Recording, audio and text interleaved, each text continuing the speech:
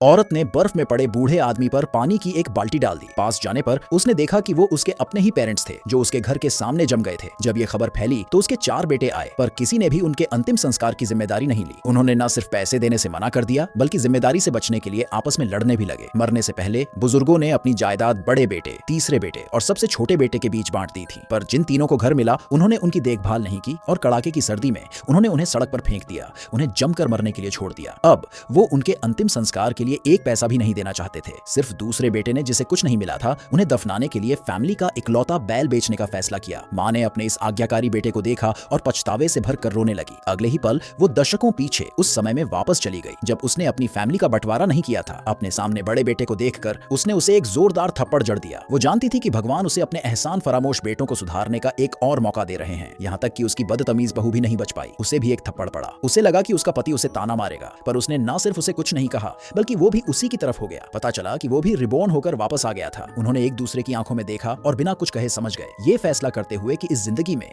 वो साथ मिलकर काम करेंगे और उस ट्रेजेडी को दोहराने नहीं देंगे। इसके बाद औरत ने दूसरे बेटे के लिए एक पत्नी ढूंढने की बात कही। पिछली जिंदगी में उसने अपनी शादी के लिए पैसे नहीं दिए थे और दूसरी बहू ने बहुत तकलीफें झेली थी। इस बार वो उसकी शादी पूरे सम्मान के साथ करेगी। लड़की के पिता के शक को देखते हुए औरत ने शगुन में 600 युआन और जोड़ने का वादा किया और इस तरह उसकी मंजूरी ले ली। उस रात बड़ा बेटा और उसकी पत्नी अपनी सास के घर डिनर करने के बाद शर्मिंदा होकर वापस लौट आए। वो मुफ्त की रोटियां तोड़ना चाहते थे।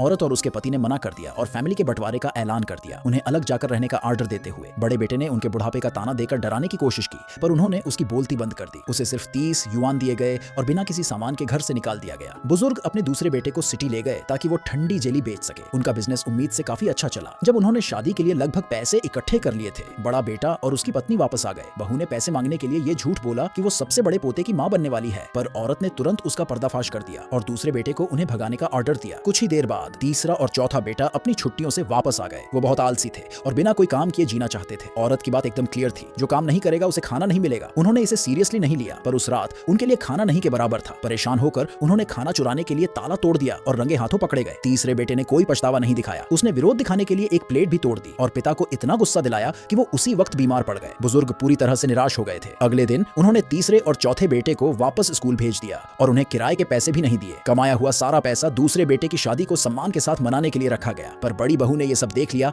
और पुरानी बातों का हिसाब करने लगी। ये शिकायत करते हुए कि उसे कम दिया गया था और अब दूसरे बेटे को सब कुछ दिया जा रहा है। सबके सामने उसने मांग की कि उसे बचे हुए पैसे दिए जाएं।